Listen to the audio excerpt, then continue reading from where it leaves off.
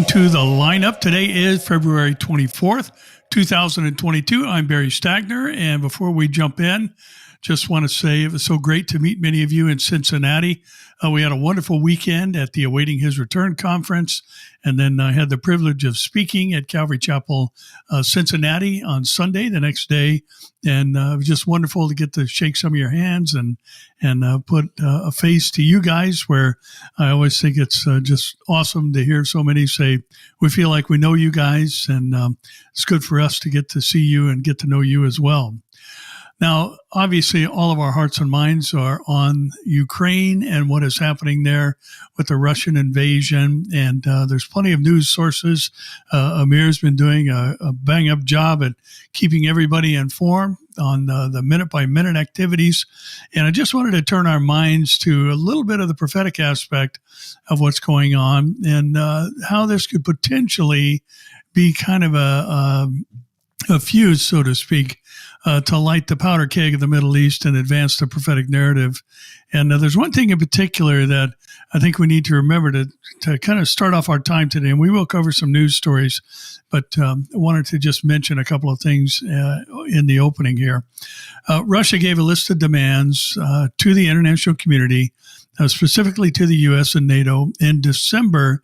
And within those demands was that Ukraine not be admitted as a member to NATO and that all NATO troops be removed from the area.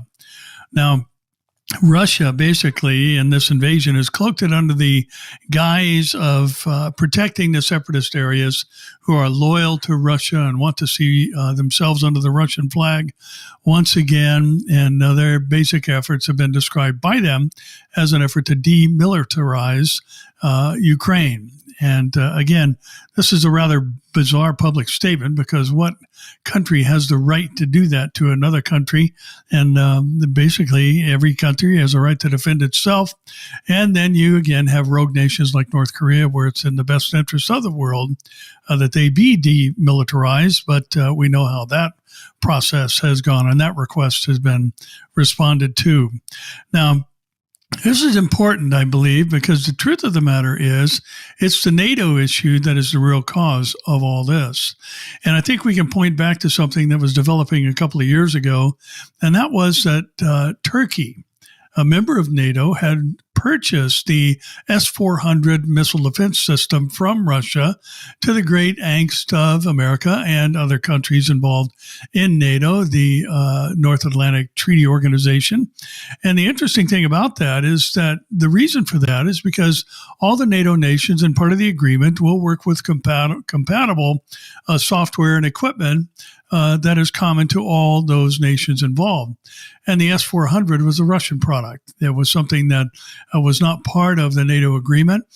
And also, to say nothing of the fact that it was Russia that they were purchasing it from, yet as a member of NATO, and Russia obviously has long been a nation of concern for the United States and the West, and I'm sure we're all familiar with that history. But the reality is that for NATO to have a presence and for Ukraine to be a NATO nation, that would mean that both software and hardware, military hardware, would be present within the Ukrainian borders. And this is really what Russia is trying to stop, that there would be U.S. products within range, or basically on their border within range of striking Russia. So this is the real core issue behind what's being presented on the surface, is that Russia doesn't want an American missile presence anywhere near them. They've already taken steps against the batteries that are held in other countries like Poland and some of the other 800 U.S. bases around the world. And they don't like the proximity of a U.S. military presence anywhere near them. So this is really what is at the heart of that. They don't want NATO involved in Ukraine, because that would mean U.S. involvement and a U.S. presence, if only through the realm of software and military hardware right on their eastern border. So this is a big deal. And Russia is not fighting I should say Russia is fighting against NATO, not actually separatists loyal to Ukraine.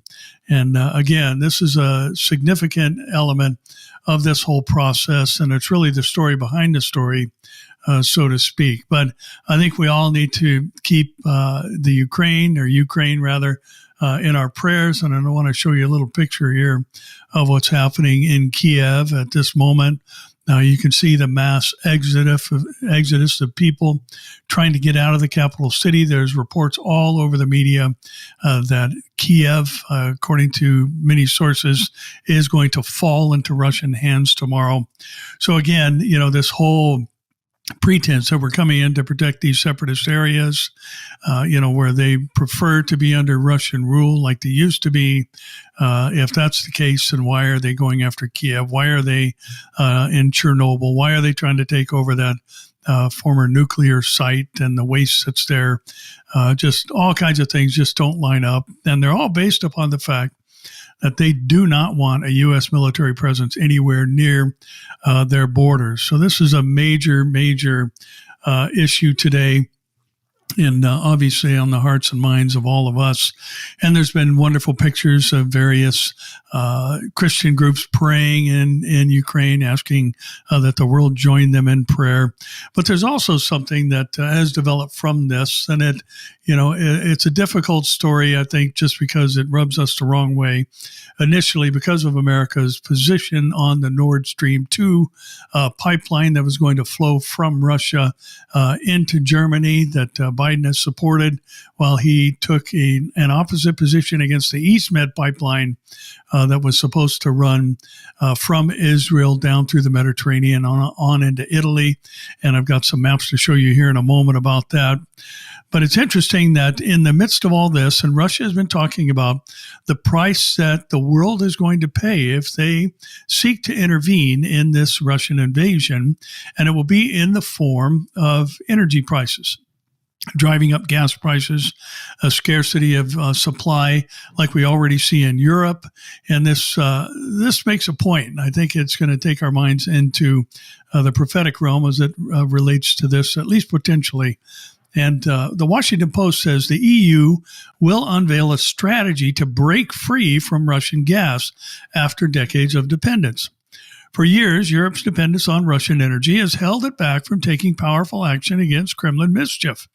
But now the Russian-Ukraine crisis is forcing change unlike any before, driving the European Union to make plans for permanent far-reaching break from Russian oil and gas, European policymakers announced. The strategy to split from Russian energy, expected to be announced by the EU next week, would give Europe a freer political hand against Russia than it has had in the past. Now, these very statements imply that Russia holds its energy products hostage, really a form of extortion with the European market. And again, the absence of concern for people in the midst of winter, that you would cut off their supply line of natural gas at any price in order to advance your political gains, says a lot about the character of the nation involved. The article goes on to say it would take years and come at a hefty bill for European taxpayers, but it comes with the crucial backing of Germany, a nation so entangled with Russia that one of its former chancellors, Gerhard Schroeder, is the chairman of Rosneft, Russia's biggest oil company. With this week's arrival of Russian boots on Ukrainian soil, Germany has had enough. Chancellor Olaf Scholz shelved the Nord Stream 2 gas pipeline between Russia and Germany, a new project that was emblematic of Europe's energy-focused approach to Russia. And basically, this Nord Stream pipeline, as you can see, was to run from Viborg, Russia, down on into Germany, and then access the European markets from there. And this is something that President Biden supported. Obvious, all the talk about his relations with Russia, those of his son as well, were generated from this particular support. And again, his pull of support for the East Med pipeline, which we'll talk about in a moment, was problematic, I think, for many of us, and a bit frustrating to see the U.S. Basically, again, in another way, turn its back on the nation of Israel. A strong European Union cannot be so reliant on an energy supplier that threatens to start war on our continent. European Commission President Ursula von der Leyen told a conference of security-focused European policymakers on Saturday. She complained that Russia's state-owned gas company, Gazprom, was delivering the bare minimum of gas this winter, even though price and demand are through the roof. A strange behavior for a company, she said. Well, obviously, the politics behind it are what's driving it. We are doubling down on renewables. This will increase Europe's strategic independence on energy, she said. Europe will remain attached to Russian energy for the foreseeable future, but in the long run, the shift in sources of supply will reorder power politics and could make Russia a more unpredictable geopolitical actor if it is weakened economically and freed from its long-standing need to maintain basic trade ties with wealthy countries to the West. I read an article yesterday that Russia is basically a huge gas station and nothing else. And I think the point of that article is to remind us that 60% of Russia's gross domestic product are energy-related products. And if they don't have a market for their products, it's going to impact their economy greatly, far greater than the surge we're seeing in the economic response that we're seeing in markets around the world to this invasion. So, looking at this particular strategy that's going to be announced here, as we mentioned, in a couple of days, this turn towards renewable energy and a reduction in fossil fuels by 2030 of 40% is kind of like what happened here in California, where according to the King Newsom here, California was going to be a strictly electric vehicle only by 2032 or some ridiculous 2050, maybe it was some ridiculous date. And I think most of us looked at that with the rightful response of, you guys can't even keep the power on here in California when there's a windstorm. How are you going to be able to service one of the most transportation-rich states and really parallels many countries in the world? I think everybody who comes to California knows that there's not a lot of mass transit here. People like their cars, and there are plenty of them on the road, as all can attest to who've driven the local freeways around here. So this desire to go green and all that, as is heavy on the minds of the Europeans, is going to take some time, and it's going to take a lot of money. And but in the meantime, Putin is going to use energy products as a strong arm and seek to extort his political cash in the arena of the European Union, as well as the United Nothing and what other political bodies there are out there that he can influence. He will seek to do so. Now, interesting that Breitbart is reporting that European gas prices have spiked 13% after the Nord Stream 2 cancellation. Energy prices are set to soar across Europe and the UK following Germany's blocking the approval of Russia's Nord Stream 2 pipeline. The pipeline is not finished. I should say it is actually finished, but it's not operational. The pipe has laid itself, so to speak. Because of the ongoing strife in Ukraine, Europe's natural gas price benchmark, which is determined by the price per unit of energy traded in the futures markets in the Netherlands, saw a spike of 13% on Tuesday, even coming down slightly on the day by ending of trading, leveling out to around 10% higher. The market is still 14% higher than it was just 5 days ago. Despite Russian gas accounting only for 3% of Britain's gas consumption, the UK, for its part, saw its own benchmark jump by 10% on Tuesday, papers reported. And while the flow of gas has not changed from Russia into Europe as of yet, it's been meager, as our last article said. The futures traders were likely operating under the assumption that Russian leader Vladimir Putin would attempt to punish Europe after the decision by German Chancellor Olaf Scholz to prevent the controversial Nord Stream 2 pipeline from finding regulatory approval. Playing into such concerns, former Russian President Dmitry Medvedev said in response to the pipeline cancellation on Tuesday, "Welcome to the brave new world where Europeans are very soon going to pay £2,000 for 1,000 cubic meters of natural gas." Get that, cubic meters of natural gas for €2,000 per 1,000 cubic meters. Currently, Germany receives around half its natural gas from Russia. Chancellor Scholz has vowed to search for alternative sources of energy to become less reliant on Russia. Yet, it remains to be seen if his coalition government, which is comprised partially of an alliance with the Green Party, will reverse the government's decision to shut down its nuclear energy sector or indeed lift the prohibition on fracking in Germany. On Wednesday, Federal Minister of Economics Robert Habeck said that the government will look at least to temporarily suspending the Renewable Energy Act surcharge tax on energy that is directed towards supposedly green energy sources such as wind and solar. So again, you might say, well, we're going to get away from dependency on Russian petroleum and gas products, but that can't happen overnight. And it's interesting that there has been some developments in Israel. And let me remind you that there is an economic motivation of the invasion of Israel from the north by the nations we're talking about, Russia, Turkey, Iran, which is always going to be in the picture, joined by Libya and Sudan. And the Jerusalem Post is reporting the East Med pipeline accomplishes its strategic significance. And the alliance formed between Israel and the Hellenic states is immeasurably more important than the feasibility or discontinuation of the pretentious Eastern Mediterranean pipeline. The East Med pipeline, which was designed to connect the gas fields in the Eastern Mediterranean on a route that runs between Israel, Cyprus, Greece, and from there into Europe, was the most pretentious project discussed following gas discoveries in the region. The EU has allocated funding for a feasibility study of the ambitious project. However, the feasibility study of the pipeline encountered multiple question marks through its entirety due to the high cost, an estimated $7 billion, and its length close to 2,000 kilometers. As well, in Italy, where the pipeline was supposed to reach from Greece, there were often reluctant voices, mainly for reasons related to the environment and due to the opposition of the residents around the pipeline's reach.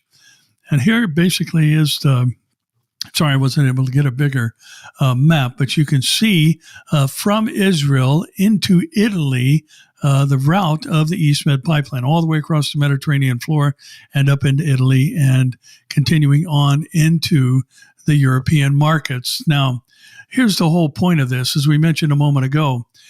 This is not something that Russia can afford. And whether the EU looks at the projects as being too costly, developing these green energy sources, these renewable sources, and leaving basically a less than 2,000 kilometer away opportunity to get much cheaper gas. And I wish I could recall, I heard it recently, but the cost of natural gas to get into the European market from Israel, I believe, is less than half of that's coming from Russia.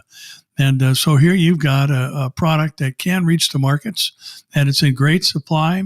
3 trillion cubic feet in just the Leviathan natural gas field off the coast of Haifa. And $7 billion would just be a blip on the screen compared to the amount of money that would be saved by buying Israeli natural gas, to say nothing of what we've been talking about over the years in the Golan and the petroleum that has been found there, the oil that is used for gas that is found there. And it's always been a mystery. Here you've got the oil-rich Middle East, and the one country that had no oil was Israel. Well, that's not true anymore in recent days, because the Bible says that Israel would be in a prosperous state during the last days when they're brought back from the diaspora and they're scattering across the globe, that Israel is going to be in a very wealthy and financially stable position. And they'll dwell in safety as well. And indeed, we see Israel is in just that state, especially with these kinds of additions of potential export products. And now here you've got this need within the European market to break away from Russian petroleum products. Now, again, Turkey obviously opposes the product. They question Israel's right to pass through those economic waters, so to speak, because they have natural gas rights out in the Mediterranean as well, which is contested by Cyprus. And so you've got really a hot button issue even before the project has started. And how long it would take, to develop this pipeline and run it across the Mediterranean and get it into European markets, I do not know. But what I do know is that it's going to take a while to develop these other projects that they're talking about to feed the natural gas needs of, or basically to replace them with alternative fuels. See, it's not just developing the means to produce alternative fuels. You've got to have the way to actualize those alternative fuels once they reach the market. Right now, you've got a need for natural gas and petroleum products to heat homes and stoves and all the other things in the European community. And natural gas would be a great solution from it. And if it's 50% less or whatever, again, whatever that number is, it's significant. Let me just say that. And it would certainly be a quick fix to the problem of Russian dependency on natural gas. Now, Russia, of course, would applaud that. Ha ha. And it could very well be the development of the EastMed pipeline and tapping into the European market through Italy would be the hook in the jaw that draws these invading forces down from the north. And the Hill says Erdogan and the U.S. are pulling support for the EastMed gas pipeline due to high costs. Now, to me, I'm sorry, but I almost had to laugh at this ridiculous headline. The U.S. throws money around like they're printing it. That's because they're printing it. And it's just ridiculous to make such a statement. $7 billion. We hand out money here like there's no tomorrow to stupid and foolish research projects numbering in the hundreds of billions of dollars. And now here you've got something that would create a competitive product available to the European markets. And Turkey, a future invader of Israel, and Russia would obviously be against this. And it doesn't matter, petroleum or gas products, whatever, the Iranians or the Persians of Ezekiel 38, they're going to be against anything Israel does, no matter what Israel does. But the Hill is reporting that Erdogan and the U.S. do not have support for this underground pipeline that could transport natural gas from eastern Mediterranean sea spots to Europe due to its economic implausibility. Turkish President Recep Tayyip Erdogan, whose country is in financial disaster, said on Tuesday the so-called EastMed pipeline, proposed as an alternative to Europe's reliance on Russian gas, would convey some 10 billion cubic meters of Israeli and Cypriot national gas annually via an 1,180-mile pipeline to Greece and into Europe's gas network via Italy, the news service reported. The project is not something that can happen. They, the United States, carried out all the analysis and they saw it had no positive sides. Now that, again, is just a ridiculously ignorant statement. Erdogan told reporters during a visit to Albania on the broadcast of NTV, as cited by Reuters. In other words, Erdogan said the calculations don't add up. That's right, they don't add up for him. They add up very nicely for Israel, and they add up very nicely for those who live in Europe. Cheaper natural gas to heat their homes and cook their food is just a win-win-win. It's $7 billion bucks would be gobbled up in a heartbeat, and they would be in the positive territory, the black ink, so to speak, on the bottom line in short order. Now, as we do know, there's a prophecy hanging out there that many believe, and I would agree, is going to be the catalyst for the Ezekiel invasion. And here we've got, this energy battle that's brewing, which is kind of behind the scenes to this military invasion of Ukraine, but it's part of the motivation there to keep U.S. presence out of Ukraine and NATO forces out of Ukraine, as the demand by the Russian President Vladimir Putin was stated clearly in December of 2021. And, excuse me, we also have this little element now added to it. Russia had some very harsh language a few days ago for Israel that said they would take a dim view on any further incursions into Syria because they sided basically with the U.S. over the incursion into Ukraine. But the Times of Israel is reporting that Syria says 3 soldiers were killed in Israeli airstrikes near Damascus. State media claims most missiles shot down by air defenses hours after Israel warned Syrian troops near the border that they will be targeted for working with Hezbollah. 3 Syrian soldiers were killed on Thursday morning in the strike near the capital of Damascus. There's that unfulfilled prophecy from Isaiah 17:1. The alleged strike came hours after Israel apparently dropped leaflets on Syrian army positions, warning that they could be targeted for cooperating with the Iran-backed terror group Hezbollah.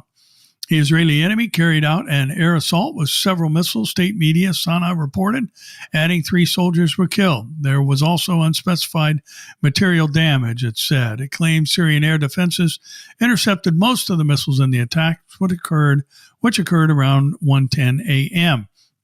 Syrian social media users said explosions were heard in Damascus and in its suburbs, including the town of Zakia, where Israeli strikes also allegedly occurred last week. As a rule, Israel's military does not comment on specific strikes in Syria, but has admitted to conducting hundreds of sorties against Iran-backed groups attempting to gain a foothold in the country. And early Wednesday morning, Israel allegedly fired surface-to-surface missiles at an observation post and finance building near the border town of Kenitra on the Syrian Golan Heights. Israel later dropped leaflets in the area warning Syrian soldiers they could be targeted for working with Hezbollah. So again, it's interesting that we now have this, and this isn't anything unusual. This has been going on throughout the Syrian civil war, and the presence of Iranian soldiers under the guise of trying to protect Syrian sovereignty. Turkey's using the same excuse, as are the Russians, trying to protect this nation that has been steeped in civil war for now over a decade.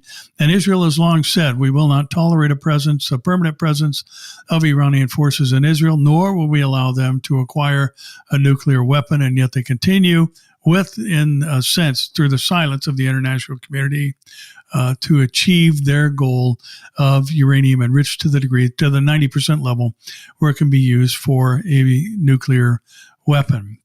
But again, you've got Russia and Turkey basically posturing with the heart of it, especially for Turkey being the European market with its petroleum and natural gas products.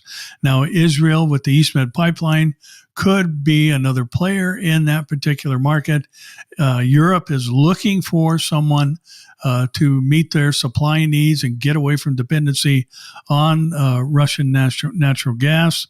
And I'm sure this would be a great relief to the citizens of the 27 nations within the EU to have a cheaper product and a plentiful supply, and someone that's not going to hold it hostage in order to advance their political agenda. And again, you've got, because Russia has some 75% of its forces near Ukraine and now inside Ukraine, there's probably a major focus of attention on that particular incursion, and therefore Israel is striking, even though threatened by Russia of the consequences for doing so, striking near Damascus. Now, again, you package all these things together, and we could be moving toward the catalyst that brings about that hook in the jaw that Ezekiel describes to draw these nations down from the north.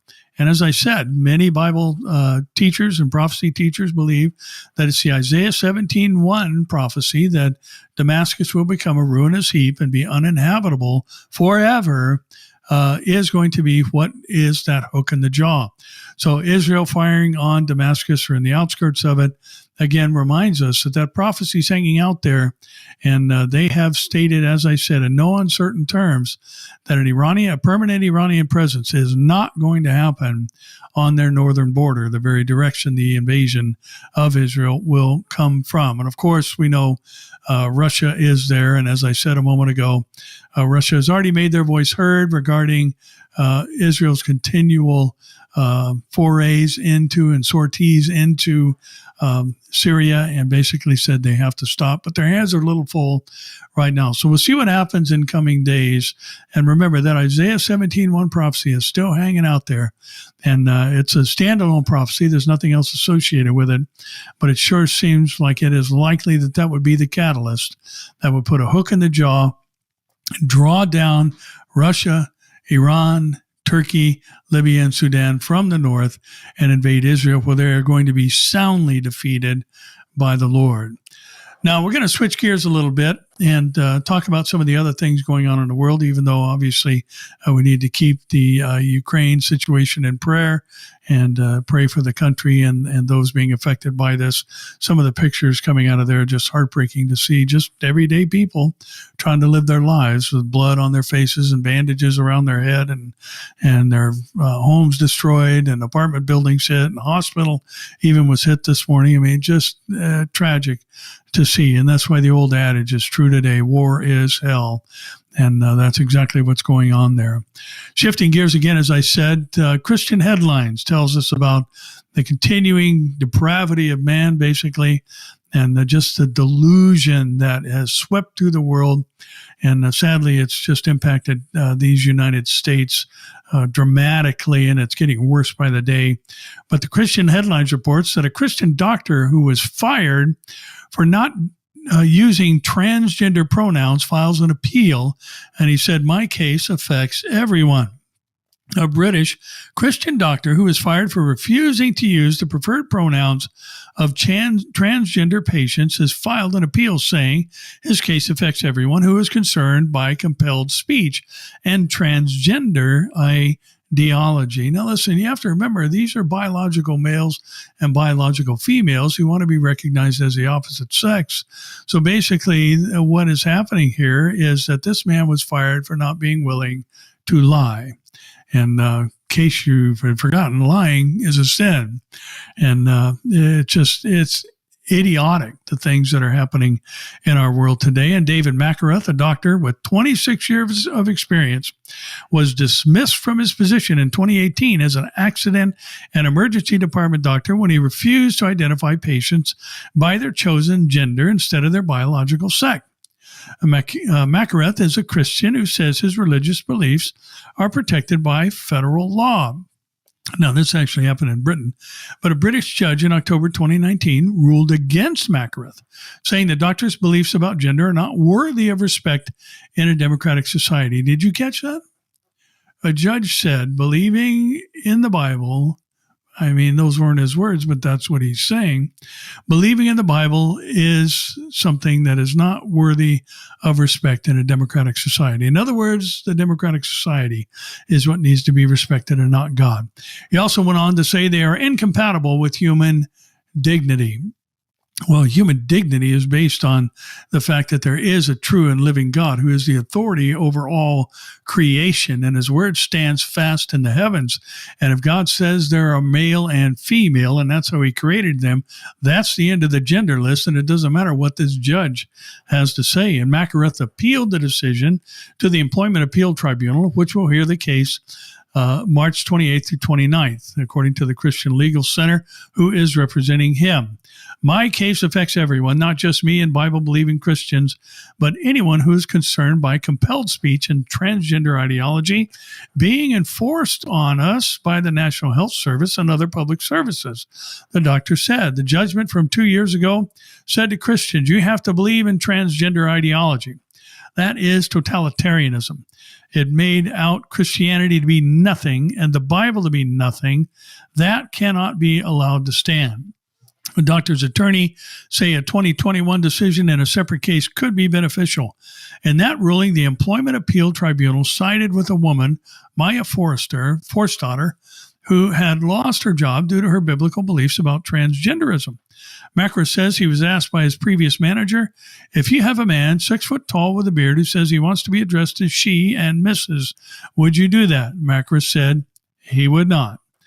This was an astonishing judgment and one that, if upheld, will have seismic consequences, not just for the National Health Services, but for Christians, and not just for Christians, but anyone in the workplace who is prepared to believe and say that we are created male and female, according to the Christian Legal Center. Again, up is down. Down is up, right is wrong is right, evil is good, good is evil. And again, we are moving so quickly toward that tribulation period. And by the way, let me just throw this out there regarding the Ezekiel war scenario and the Isaiah, the destruction of Damascus in chapter 17, verse 1. Now, we do know how this war is going to end. And if the Isaiah 17:1 destruction of Damascus is what puts the hook in the jaw, as well as the competitive market there in Europe for energy-related products, brings these nations, these 5 invading nations down from the north, it's very possible that could start before the tribulation period. Now, I personally believe that because the description is wrath of God type language in Ezekiel 39 as to how these invading nations are destroyed with a great earthquake and hailstones of fire mingled with blood. This is more consistent with things that happened during the tribulation. So I believe it's quite possible that the Isaiah scenario could be seen during the church age, as could the beginning of the Ezekiel war scenario. But I do believe that because it's specific to the 70th week of Daniel, the kind of reaction we see in Ezekiel 39 to the invading forces and their destruction directly by the hand of God in his wrath, leaving them dead on the mountains of Israel, will happen inside the tribulation. So could very well be that the Ezekiel war scenario begins before the rapture. The rapture happens during the war, and the war ends during the tribulation. So that's just how I see things, but I think it's pretty solid to see that the description there is consistent with other events as to how the war ends, is consistent with other events that take place during the tribulation. Now, in case we're wondering what else is going on in the mind of this delusional world, the Christian Headlines is also reporting this. Listen to this. Police stopped church service to check masks. Everyone was pretty stunned.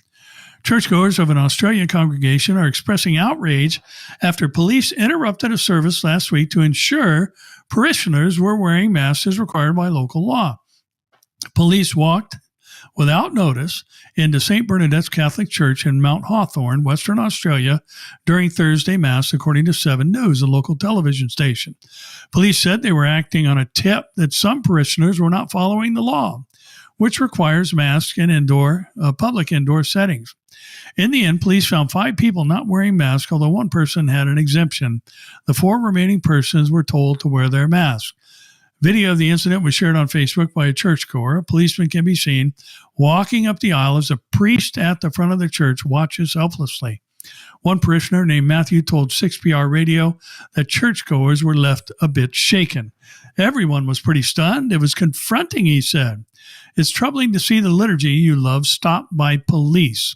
Tim Costello, Archbishop of the Catholic Archdiocese of Perth, called the incident highly regrettable, according to 7 News. Now, again, here in the United States, I don't know if any of you are aware of this. Some of you are, I'm sure.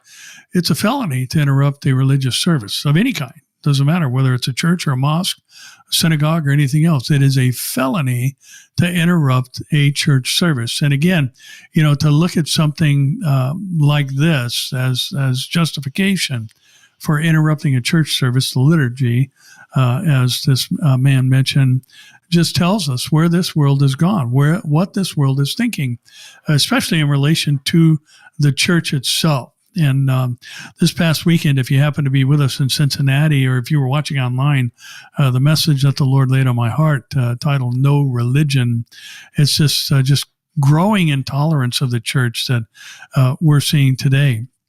And it's happening all over the world. The fastest growing segment in American society is people who have no identification with religion. And one of the conclusions we drew that's going to reach its manifestation during the tribulation is that religion is a problem, not a solution. And that mentality is becoming more and more prevalent around the world today, but especially targeting the church. I haven't seen any of these activities taking place in a mosque for some reason.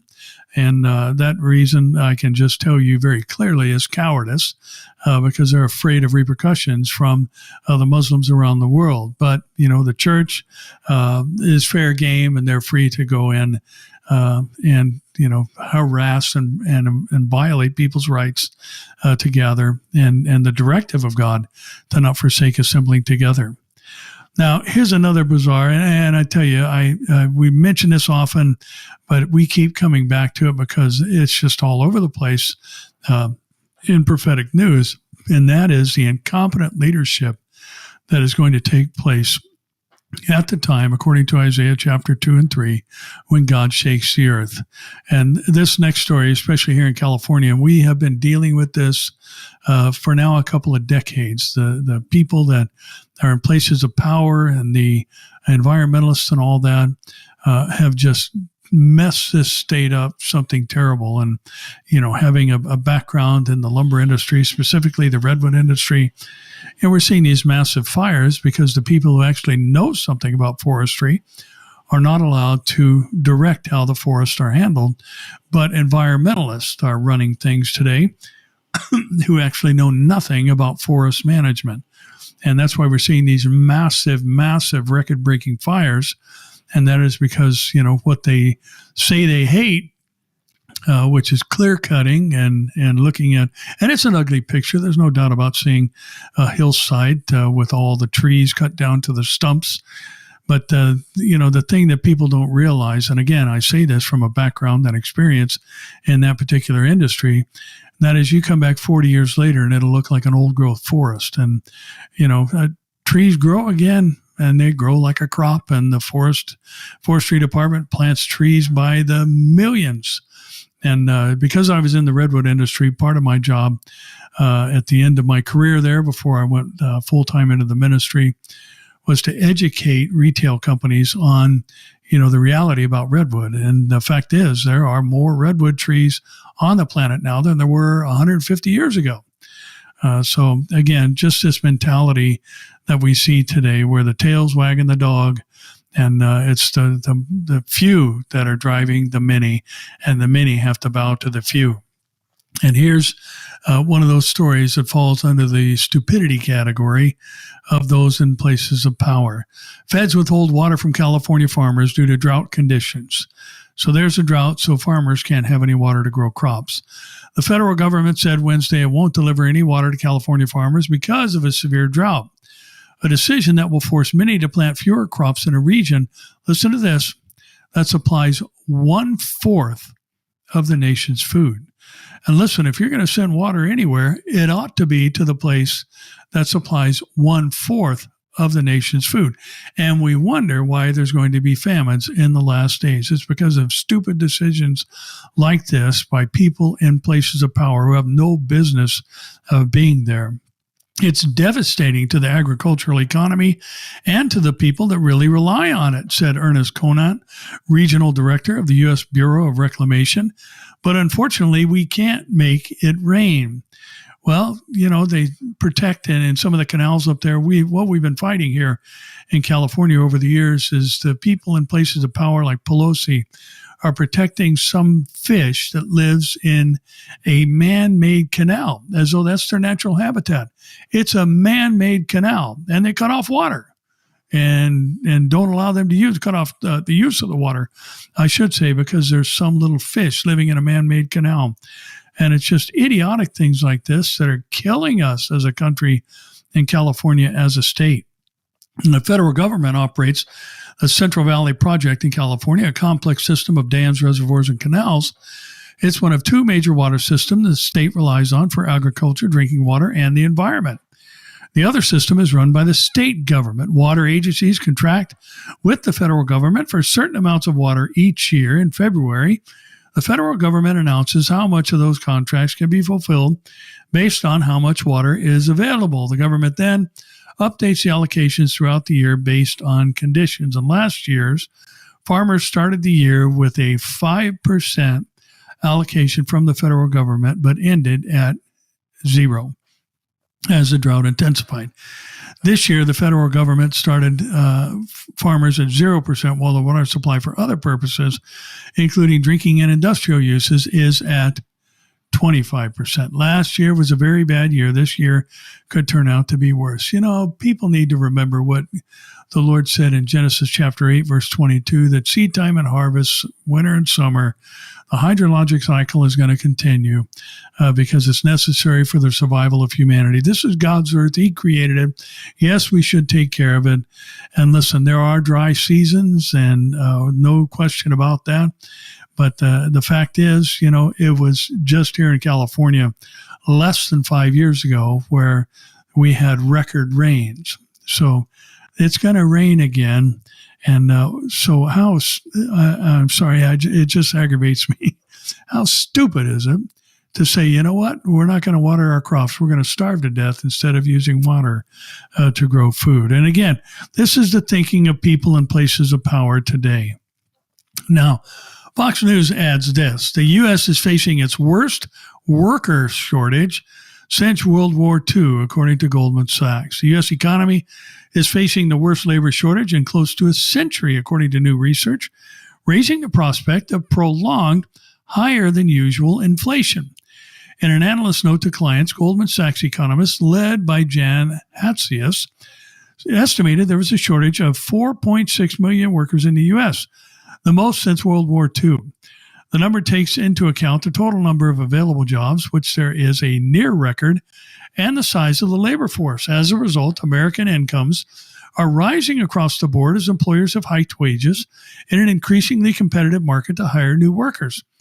The Goldman economists said they expect employers to face an even tougher and more expensive year finding workers. Wages are expected to climb 5% in 2022 as companies fight for talent.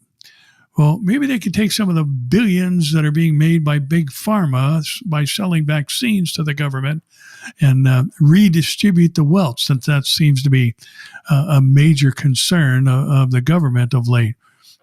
Some economists have warned that rising wages could fuel even higher inflation, a jarring possibility, given that consumer prices already surged 7.5% in January, the fastest pace since February of 1982. We reported that last week. The combination of high inflation and rising wages has fueled concern about the possibility of a wage price spiral, a 1970s-style phenomenon where high inflation leads to pay hikes, when in turn it leads to more spending and more expensive prices. Federal Reserve Chairman Jerome Powell has largely downplayed the possibility of a wage spiral, though he cautioned that policymakers are closely watching for signs of out-of-control wage hikes. The central bank is widely expected to hike interest rates for the first time in 3 years, despite their meeting next month to combat the price surge. Wages are not a big part of the high inflation story that we're seeing, Powell said, and we don't see this yet. But if you had something where real wages were persistently above productivity growth, that puts upward pressure on firms and they raise prices. So again, looking at, what's going on in our world, a shortage of workers. And we've run into this. I've run into this at a local paint store and elsewhere, where people said, I'm sorry it's taken so long to take care of your order, but we just don't have enough people.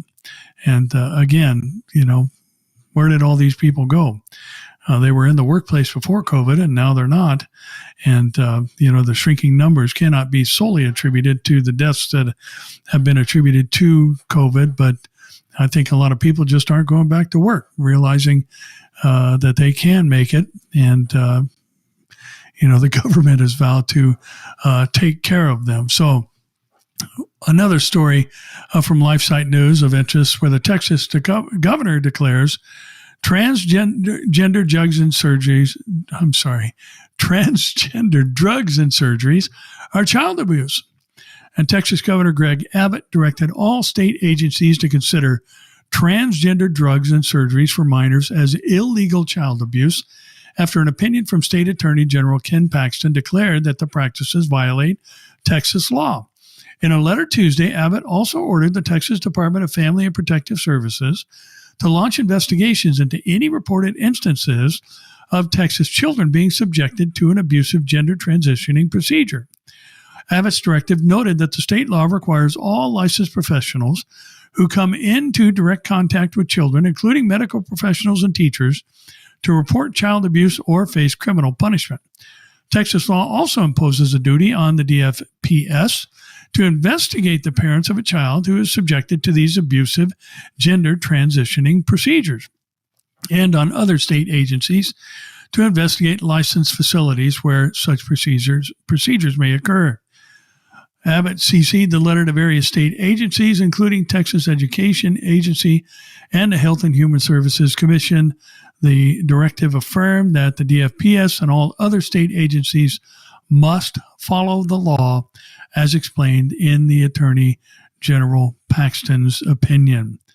Now, interesting that this article closes by saying that there have been surgeries, sex change surgeries, performed on children in the United States as young as 13 years old.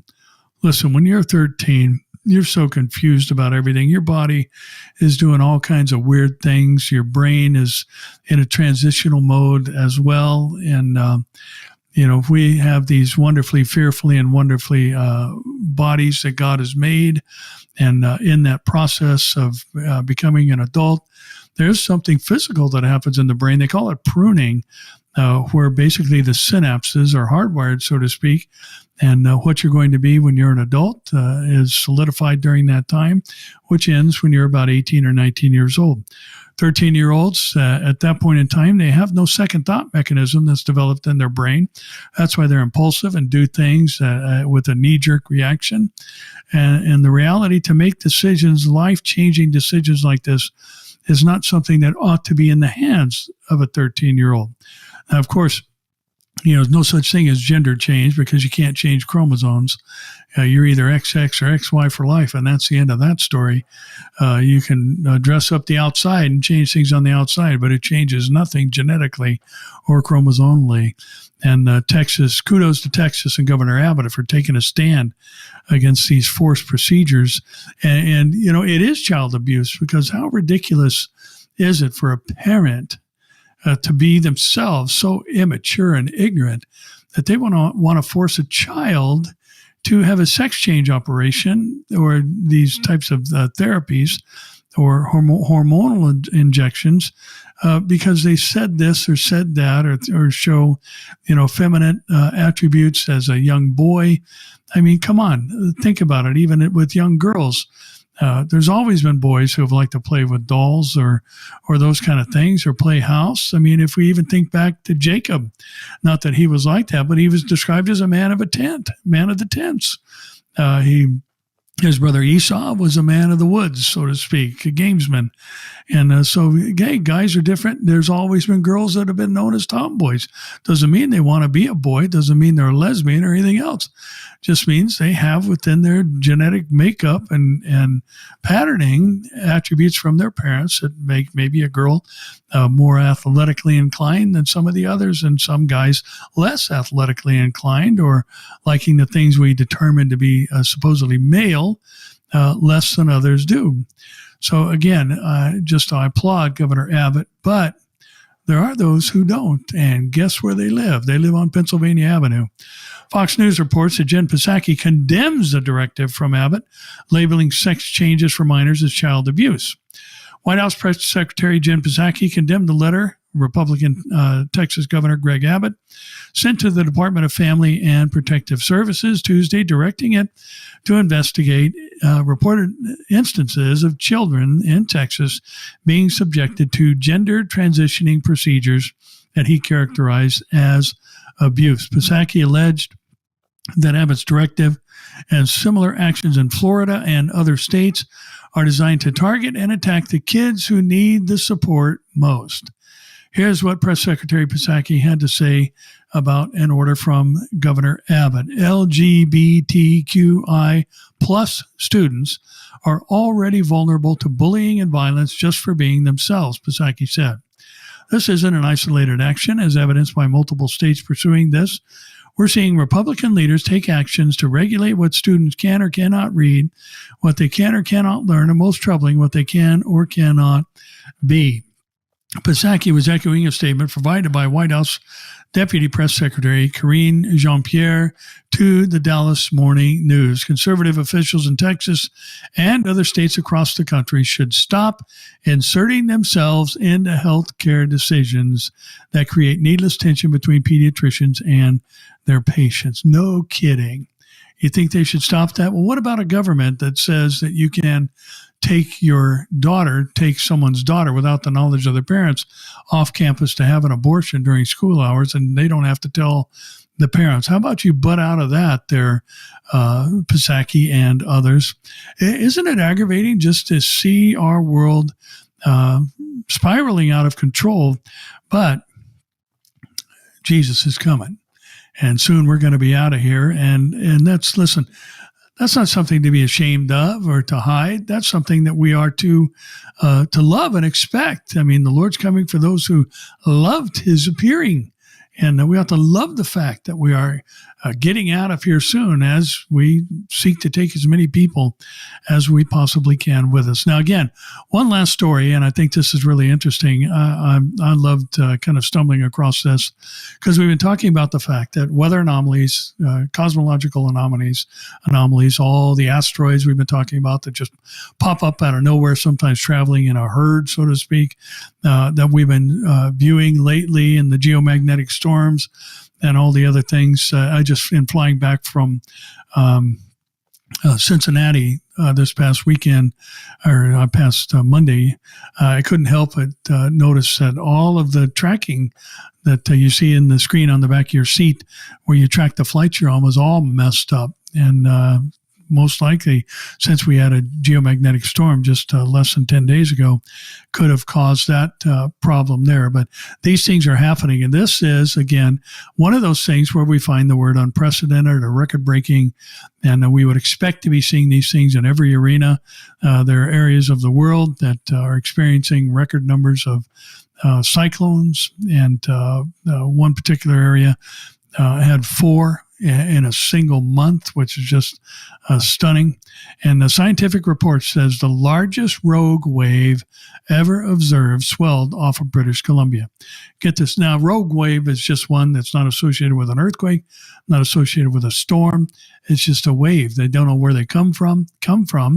And they used to be believed to be a myth. And yet sailors for centuries have reported seeing these rogue waves out on the high sea. Now, get this. This one was 58 feet tall, and it crashed into the waters off of British Columbia, Canada. And this happened in November of 2020. Excuse me. And it has now been confirmed as the largest rogue wave ever recorded. The monster wave, which struck off the coast of Vancouver Island, reached a height roughly equivalent to a 4-story building, scientists said, and characteristics of the wave were detailed in a study published on February 2nd in the journal Scientific Reports. Rogue waves are unusually large swells that occur in open water and grow to more than double the height of other waves in their vicinity.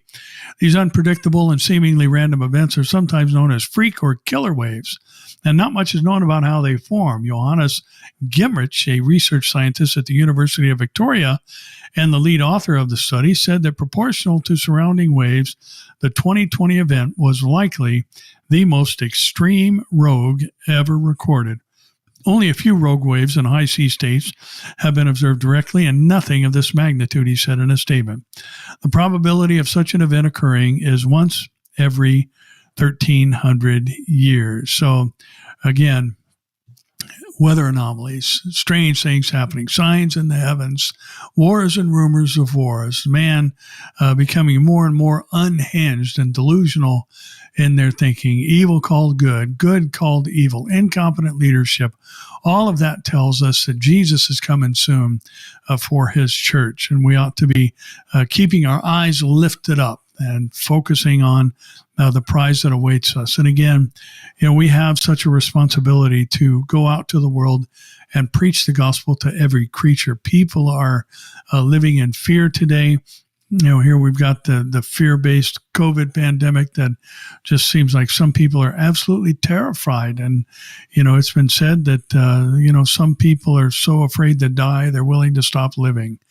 And there's a lot of that going on today, even with what's happened with Omicron and countries opening up around the world. So we are the people to whom God has not given a spirit of fear, but a power, love, and a sound mind, like 2 Corinthians 1:7 says. So we need to communicate where we got that and why we have the truth that has made us free. And we do not live in fear. We don't live as fools either, but we certainly don't live under the thumb of fear in these last days. So amazing times to be alive, incredible things happening in our world.